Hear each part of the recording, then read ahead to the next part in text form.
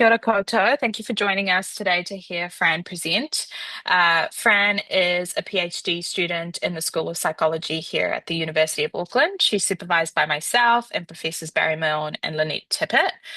She's also a research assistant with Campus Research Centre that Barry and myself are a part of. And her research interests are broad, spanning topics such as neurodivergence, chronic health conditions, and long-term health outcomes of high-level New Zealand rugby players. The latter is what she focuses on for her PhD. And today she's going to be talking to you about a recently published paper in Sports Medicine that looked at neurodegenerative disease outcomes in former first-class New Zealand rugby players. So I will pass on to Fran now to take us through what she's been working on. Thanks, Fran. Yep, thank you, Steph. Kia ora, everyone. Thank you all for coming. Today I'm going to be talking to you about a recently published paper that I worked on looking at neurodegenerative diseases in former first-class New Zealand rugby players. So as many of you may have seen in the media lately, there's been growing concern regarding the possible long-term effects of exposure to brain injuries and head acceleration events, which are relatively common in collision sports. This has largely been due to the discovery of chronic traumatic encephalopathy, or CTE, in the brains of former athletes at autopsy, which is believed to be a neurodegenerative disease unique to those with exposure to repeated brain trauma. In addition to CTE, there's been two recent systematic reviews of the literature which have highlighted a consistent association between participation in contact and collision sports and an increased risk of neurodegenerative diseases such as Alzheimer's disease and other dementias compared to the general population. So, for example, there's been retrospective cohort studies of soccer and American football that have found higher rates of mortality from neurodegenerative diseases among former international or professional athletes than general population comparisons. Leading theories on the mechanisms underlying the association between collision sport and neurodegenerative diseases have highlighted that exposure to head acceleration events may be an important consideration. In fact, 14 potential modifiable risk factors have been described by the Lancet Commission on Dementia, one of which is traumatic brain injury. There are also a number of other mechanisms that have been proposed to explain the association between collision sport and neurodegenerative outcomes, including the use of painkillers, anesthetics, alcohol, performance-enhancing drugs, and for field-based sports, exposure to soil-borne pathogens or pesticides. So today we're going to be focusing on rugby union, which is a collision sport with one of the highest rates of mild traumatic brain injury. And although participation in sport and other forms of exercise has obviously been associated with significant health benefits, there is also evidence that long-term outcomes associated with collision sports, such as rugby, may include neurocognitive deficits, and neuroimaging studies have found evidence of brain abnormalities in the brain structures of rugby players. However, research does remain mixed overall. So most studies that have investigated the risk of neurodegenerative disease associated with participation in rugby have been cross-sectional, and many have used opt-in designs, which may increase the likelihood of selection bias. One exception is a 2022 retrospective cohort study by Russell and colleagues, which found a 2.7 times higher rate of neurodegenerative disease among 412 former international rugby players from Scotland compared to a general population comparison group. Overall, however, longitudinal research on the health outcomes associated with participation in high-level rugby remains limited, and evidence regarding the risk of neurodegenerative disease associated with sports-specific factors linked to greater head acceleration events is also mixed. So these are factors such as playing position, the level of play, and career duration. For example, in rugby, players in a forward position are typically larger and slower than backs, and they are typically exposed to a greater number of contact events per match than backs are. There's also been studies using instrumented mouthguards that have reported that forwards experience a higher rate of head acceleration events per match than backs do. However, there is also evidence that when backs are exposed to contact events, they may actually experience a greater risk of injuries, including head injuries, than forwards. Yet in the previous study on rugby players from Scotland, no difference in neurodegenerative disease risk was observed between forwards and backs. There's also been mixed findings regarding whether the level of play, so for example, amateur versus professional, influences the risk of neurodegenerative outcomes, and whether longer career durations are associated with a greater risk. The latest international consensus statement on concussion in sport emphasized the need for more longitudinal studies in collision sports.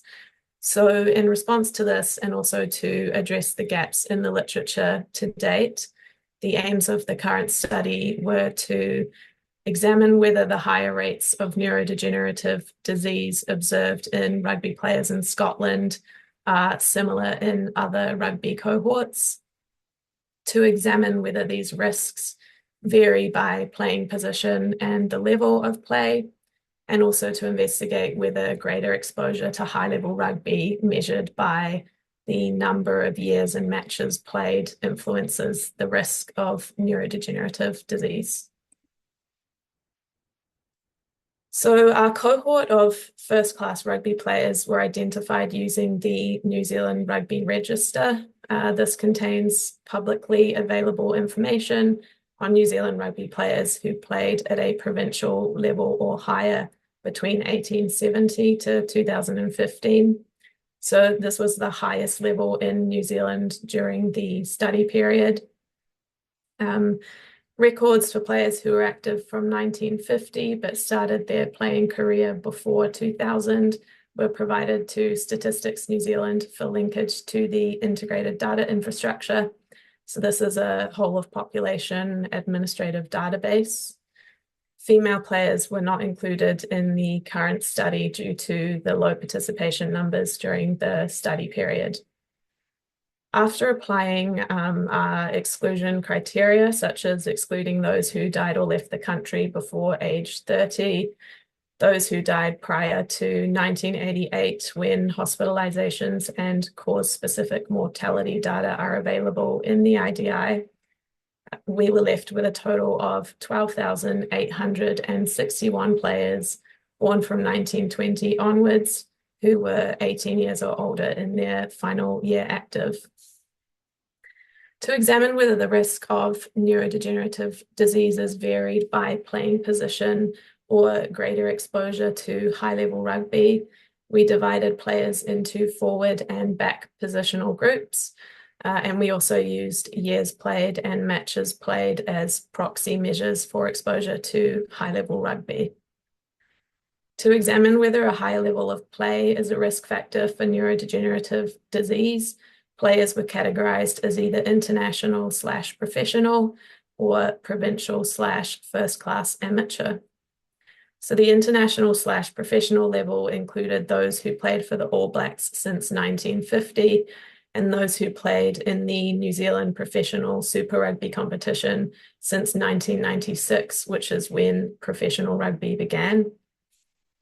The provincial/first-class amateur level included players who represented one of 27 provincial rugby teams since 1950 and did not play at the international or professional level. Our general population comparison cohort consisted of all males born from 1920 to 1984. So this aligned with the birth years of the rugby cohort. They had to have a linkable IDI record and they couldn't be members of the rugby cohort. So after applying similar exclusion criteria to the rugby players, This left us with almost 2.4 million males. We identified neurodegenerative disease diagnoses using ICD-9 and 10 codes from public hospitalizations and mortality records for Alzheimer's disease, other dementias, Parkinson's disease, and motor neuron disease, as well as an overall any neurodegenerative disease category. This was using both primary and contributory cause codes. We could not look at CTE in the current study, as to date it can only be diagnosed after death by examining brain tissue, and there are no ICD codes for its diagnosis. Hospitalizations data was available from January 1988 to June 2023, leading to a 35.5-year case identification period. We used Cox proportional hazards models to examine whether rugby players had a differential risk of neurodegenerative diseases compared to males from the general population. Participants were tracked from the age of 30 and were right-censored if they died, left the country without returning, or reached the end of the study period without a diagnosis. The overall hazards reported can be viewed as the average effect over the entire follow-up period. We used Schoenfeld residuals test to test the proportional hazards assumption, and where this was violated, we computed hazards separately for 10-year age ranges from 30 to 39 up to 90 plus. We used direct standardization to account for differences in birth year, ethnicity, and New Zealand-born status between rugby players and the general population. And after standardization, the weighted descriptives demonstrated essentially identical sociodemographic compositions of the two cohorts. We also used separate Cox models to examine the influence of player position, level of play, and years in matches played on the risk of neurodegenerative disease. Due to the distributions of years in matches played being highly right-skewed, we split these into tertiles representing low, moderate, and high exposure. So these groups were 1 year, 2 to 5 years, and 6 or more years of play, and 1 to 4 matches, 5 to 20 matches, and 21 plus matches played.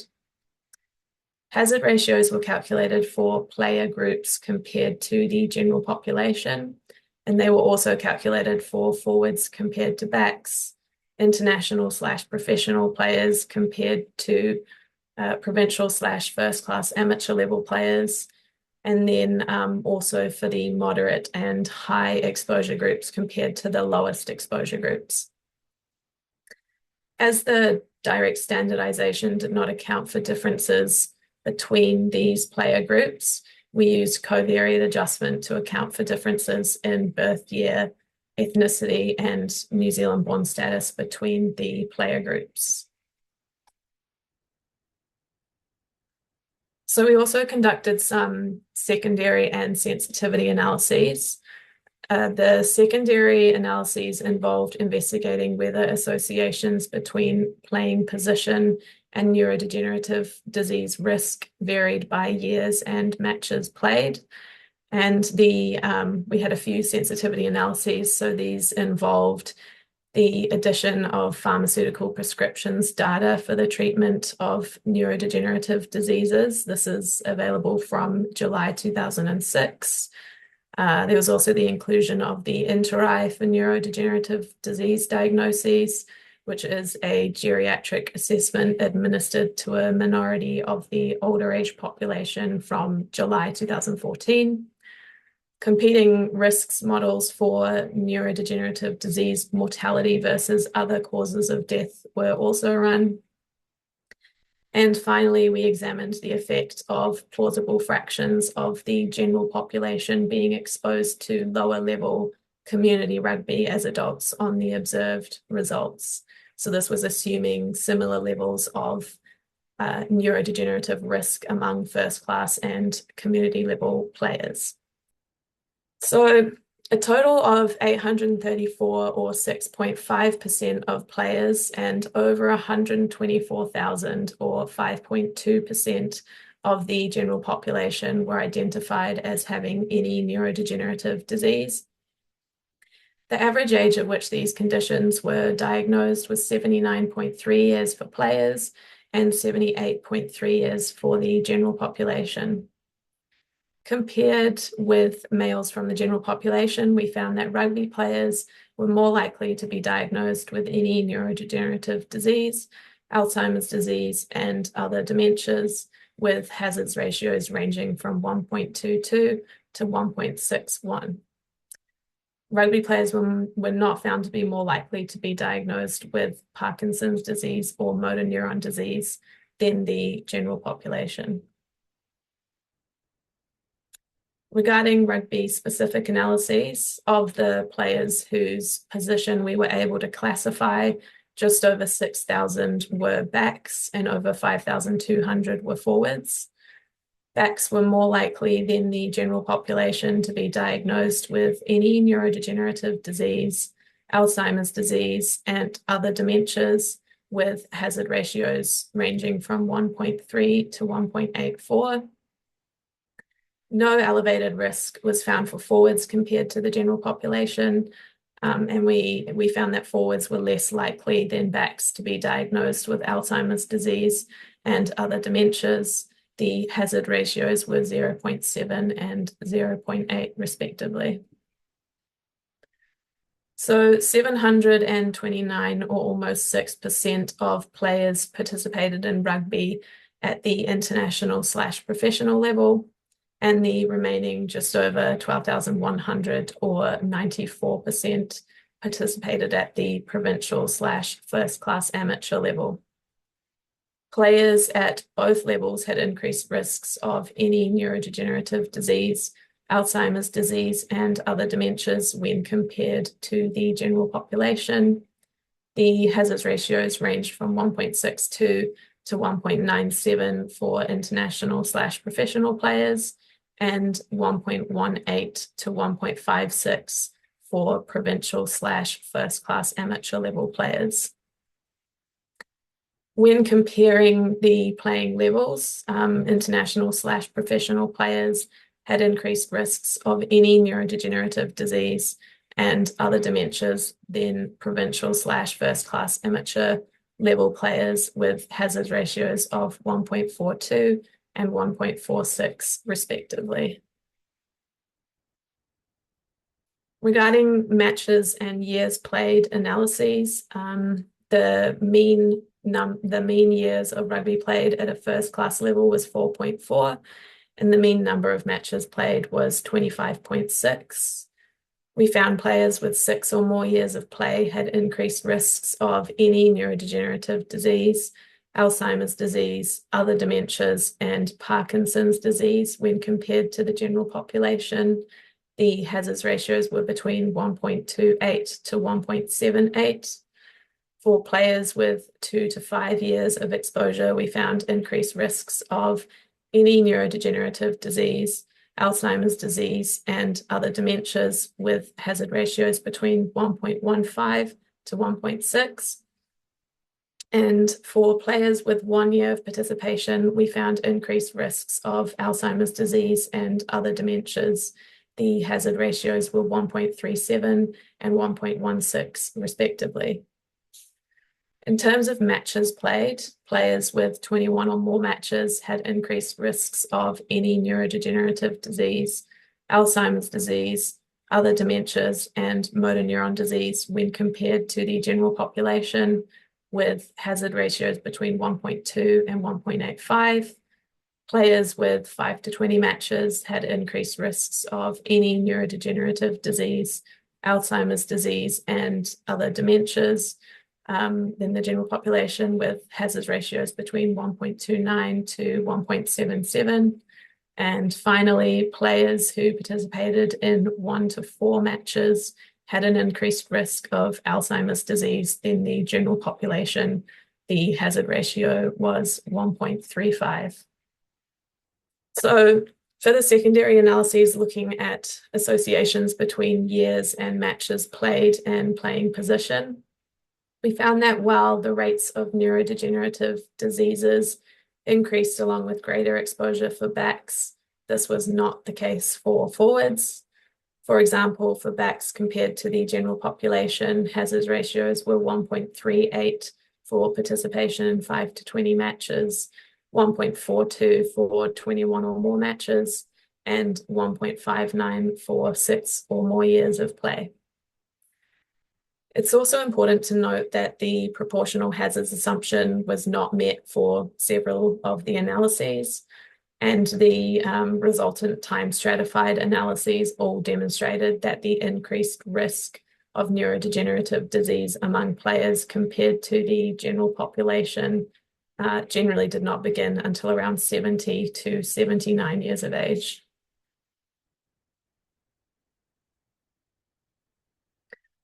So overall, we found an increased risk of neurodegenerative disease diagnoses among male high-level rugby players in New Zealand compared to males in the general population. We also observed a time-dependent relationship between rugby and neurodegenerative outcomes, where in general, the increased risk among players did not begin until around 70 to 79 years of age. Players in back positions, provincial / first class amateur, and international / professional level players all showed greater risks of neurodegenerative disease when compared to males in the general population. We also found some evidence of a dose-response relationship between participation in rugby and neurodegenerative outcomes, with risks generally increasing along with greater years and matches played. However, clear conclusions on a dose-response relationship cannot be reached, as associations did vary across outcomes. From a public health perspective, it is important to consider both the population prevalence of a condition and also the change in that prevalence when individuals are exposed to a presumed cause. For example, we observed that 52 out of every 1,000 men in the general population died from or were diagnosed with a neurodegenerative disease over the follow-up period. The corresponding number for rugby players was 65 per 1,000, or an extra 13 cases per 1,000 people over the study period.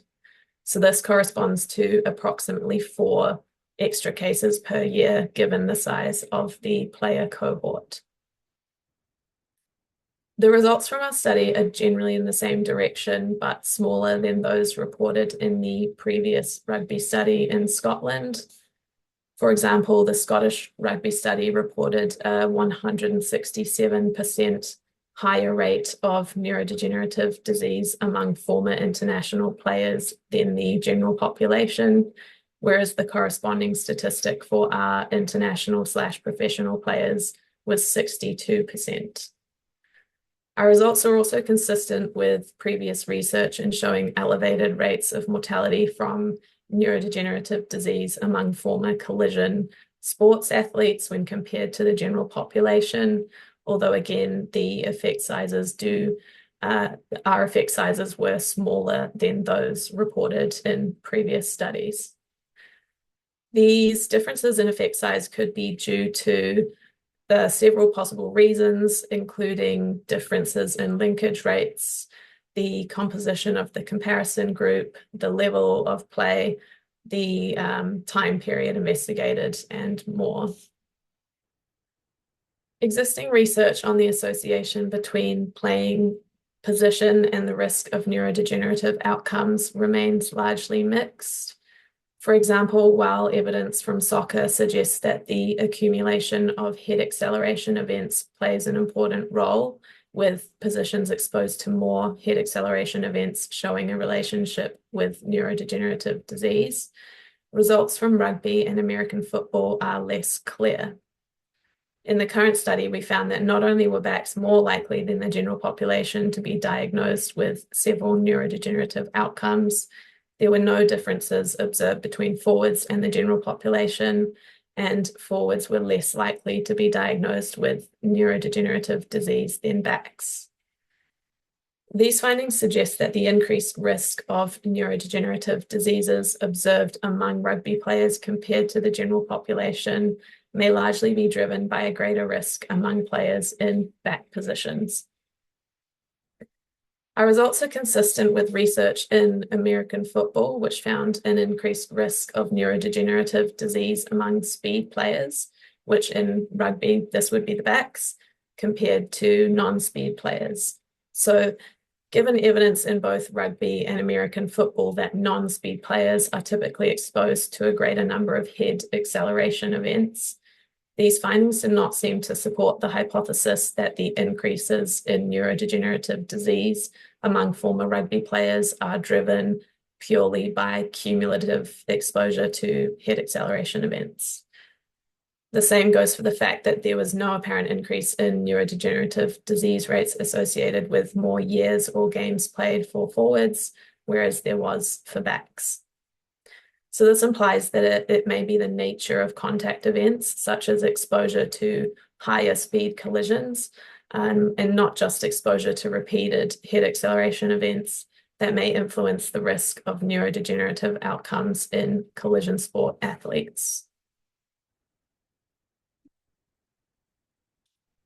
We also observed that both provincial/first-class amateur and international/professional players had increased risks of any neurodegenerative disease, Alzheimer's disease, and other dementias when compared to the general population, although the overall effect was greater for those at the international/professional level of play. This difference may partly reflect the greater years and matches played by international and professional players, as they typically progress through years of provincial rugby before being selected at the international level. Our results also indicated that there was little to no association between the risk of Parkinson's disease and high-level rugby, with only minimal evidence that the risks may increase for players with 6 or more years of exposure. Additionally, while we found some evidence of an association between motor neuron disease and high-level rugby, particularly for 21 or more matches, confidence intervals were wide and most included unity. Motor neuron disease is a relatively rare condition, however, so it is difficult to conduct research with sufficiently large numbers to make robust inferences. Several mechanisms have been proposed to explain the increased risk of neurodegenerative diseases observed among collision sports athletes. One is that the increased risk is primarily due to CTE, which is believed to be a progressive neurodegenerative disease caused by repeated head acceleration events that results in dementia. Another is that dementia occurs alongside CTE, along with other comorbid neuropathologies, possibly due to neuroinflammatory responses from repeated head acceleration events. It's also been theorized that exposure to repeated head acceleration events might decrease cognitive or cerebral reserve, lowering the age at which an existing neurodegenerative disease becomes symptomatic and resulting in a greater number of individuals experiencing neurodegenerative outcomes. However, in our cohort, the increased risk of neurodegenerative diseases was generally observed from age 70 onwards, which shows no evidence of early onset disease. This contrasts with existing literature, which has linked single, moderate to severe traumatic brain injuries to an earlier onset of dementia. So while our study was not designed to test specific mechanisms, the finding of a higher risk later in life suggests two main hypotheses. The first is that exposure to cumulative head acceleration events rather than a single severe TBI may lower the threshold for age-related neurodegeneration rather than accelerating its clinical onset. And second, and consistent with what is known as the healthy worker effect, the high baseline health required for selection into high-level sport may provide a protective buffer that delays the clinical expression of the disease. These hypotheses underscore the need for future prospective studies that can directly measure head impact exposure, as well as other potential mediating and confounding factors. These studies are the next step to better understand the mechanisms underlying the association between collision sport and neurodegenerative disease. However, as the results from these can take a generation to emerge, in the meantime, we recommend collision sports organizations act in accordance with the precautionary principle to limit exposure to repeated head acceleration events, proactively manage suspected concussions, and clearly communicate to the public what is understood about both the risks and benefits of participation in the sport. The current study has some notable strengths.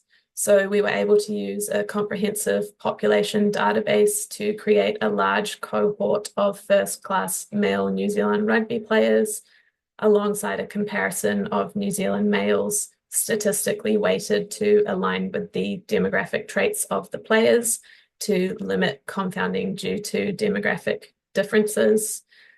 We were also able to conduct sensitivity analyses to increase the confidence in our findings. And our study also had a lengthy follow-up period enabling the assessment of neurodegenerative outcomes with substantial data. And this and our large cohort contributed to more precise effect estimates than previous research on rugby players. Our study does, however, have its limitations. So some of these include an inability to measure and account for prior history of brain trauma and other risk factors for dementia, such as education level, alcohol use, smoking, and confounders such as socioeconomic status, which have been addressed in similar studies. However, in previous studies that did account for a wide range of these risk factors, they still found an increased risk of neurodegenerative outcomes among former collision sports athletes, and adjusting for these factors had little impact on the magnitude of effects. It's also important to note that the player information we had, such as years and matches played, was limited to their participation at the first class level only. And so these players would have likely had substantial exposure to the sport at lower levels of play, but we were not able to account for this. Additionally, the first year played data among our cohort included only 5 years in which rugby was a professional sport from 1996 to 2000. So the changes associated with professionalism, such as increased training volumes, larger players, more frequent collisions, and the potential effects of these on neurodegenerative risk means that our findings may not apply to high-level players who began their career after 2000. We were also not able to look at female players due to the low number during the study period, and so our results may not apply to female players. Overall, we found that former male high-level rugby players in New Zealand have an increased risk of neurodegenerative diseases when compared to males from the general population, and this increased risk generally begins at 70 to 79 years of age. We also found increased risks among players in back positions, provincial slash first class amateur, and international slash professional players. Our findings also suggest that while the accumulation of brain trauma may be a key contributor to associations between collision sport and neurodegenerative disease, other factors such as the nature of contact events may play a crucial role. Further research is needed to understand the mechanisms underlying the association between collision sport and neurodegenerative disease, and to investigate other lifelong health outcomes among this population. It also remains to be seen whether our findings are applicable to female players, players at lower levels, and contemporary rugby. Michael Cheng, just wondering how you were able to identify these players in the IDI, including their playing positions when IDI data is meant to be anonymized. Yes, so Steph might be better able to address this, but I'll give it a go. So basically there's the New Zealand Rugby Register, which contains data on all of these players. And then what happens is a subset of that data was basically sent to Statistics New Zealand to link to the IDI. And so all of that was completely anonymized before we had access to it. So yeah, there's no way for us to identify what players it is. The register was sent through by New Zealand Rugby, and that had player position information in there. So a lot of that, the player specific variables that Fran spoke about, was in the register, but yeah, all identifying information was stripped, so it's de-identified. Yeah. Cool, yeah. Stats New Zealand is pretty cooperative to linking stuff into the ADI. They're ad hoc loads, I think they sort of talk about when you can also end up with stuff that then gets included in it in the next refresh. It's just that they have a lot on their plates. Uh, Melissa Kimilidis, was there any increase in CTE over time if rugby players are getting taller and heavier? I I didn't look at CTE because we couldn't look at it for the current study. And I don't actually really know where the literature sits on that, to be perfectly honest. I was more just focused on sort of Alzheimer's and dementias and the ones that we could look at. So you were saying that CT is not in the health data sets because it's only discovered after death, right? Yeah, and there's no yeah, so you have to undergo autopsy to have it confirmed, which obviously a small number of individuals do.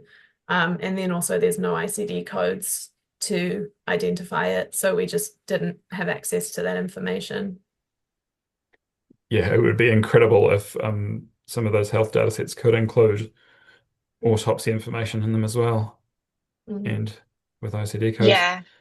And just to add on to that, the diagnosis of CTE is only done it's not done for everybody post-mortem, obviously. It's just those who have donated their brains and a specialist has diagnosed it. So we can't say with the nature of the data that exists at the moment if CTE is actually, well, we can't say for certain.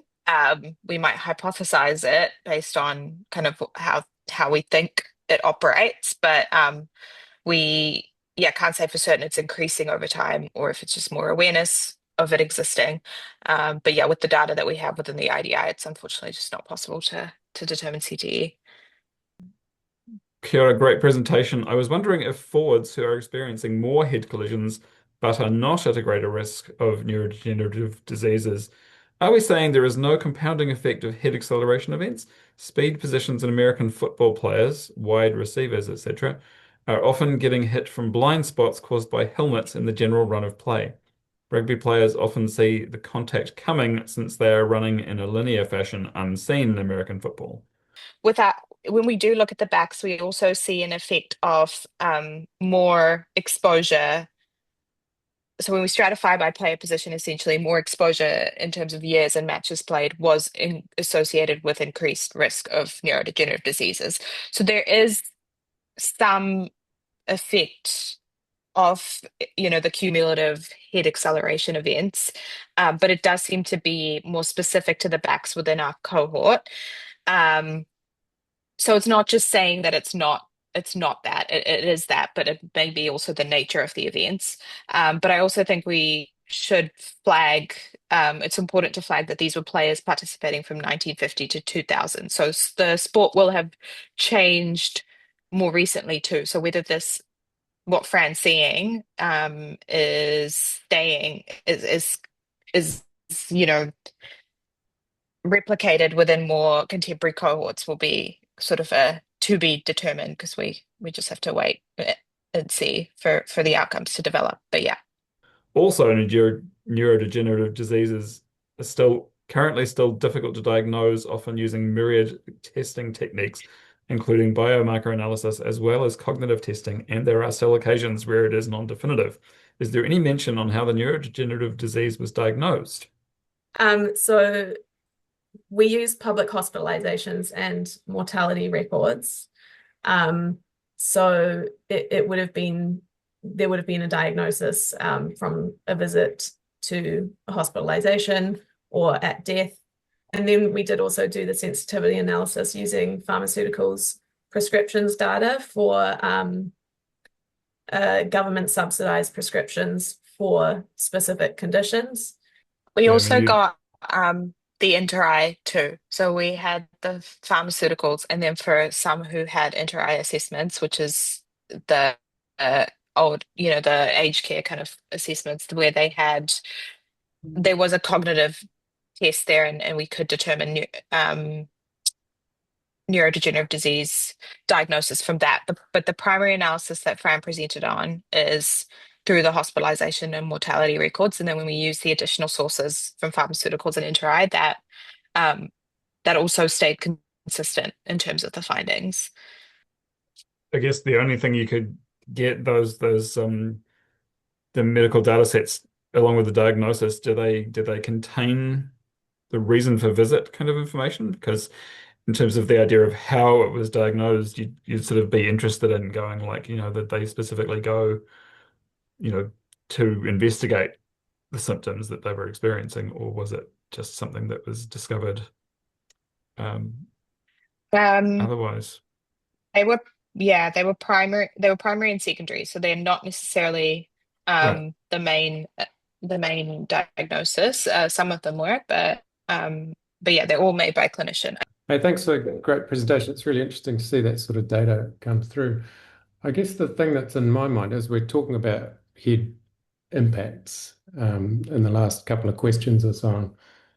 But it seems like that's a bit of an assumption that, like, you've got data about rugby players and dementia or neurodegenerative diseases, and it sounds like quite a big assumption that head impacts are actually the thing that is connecting those two there. So I'm just wondering what other major sort of factors that drive neurodegenerative diseases are you aware of that that we should be thinking about and as confounders or potential confounders that you weren't able to control for? Like I'm thinking alcohol use, for Mm. example, just as one example, but what else should we be thinking about as potentially confounding the findings?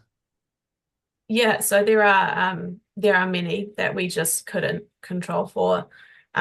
Socioeconomic status is another one that we weren't able to control for. Smoking, alcohol, performance enhancing drugs. There's other factors which some of these probably apply to rugby players less, but like obesity, hypertension, BMI. Yeah, so unfortunately there's also theories that there's pesticides and soil-borne pathogens in the grass and the playing field.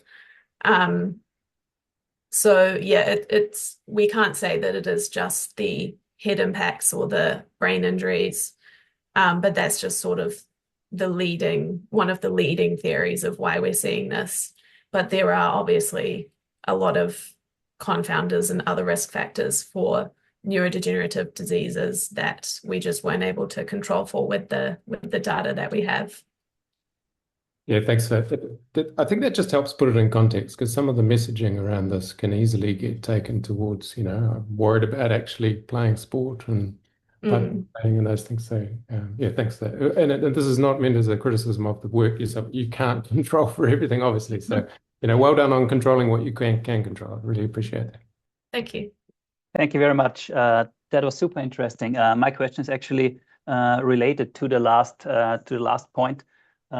I was wondering about the healthy worker effect that you mentioned, because we know that doing sport in general is very, very healthy. So I guess you're worried that actually the effect is much bigger, but because they are super healthy, it biases down the estimated effects that you find. Just one idea that came to my mind is, could you kind of just look at other professional sports people? I don't know if there's a list of professional cricket players who don't have these kind of head collisions, and you could do, for example, the entire analysis with them, or just use them as a control group and see how is the risk for them, just to get an idea, to get kind of this kind of potential confounder away. Yes, so there have actually been similar studies that have used non-contact sport athlete control comparisons. So there was one that compared American football players to Major League Baseball players, and they also found that the football players had increased risks of neurodegenerative disease compared to the high-level baseball players. So yeah, it does seem to be sport specific, related to sports with collisions and contact between players. Yeah.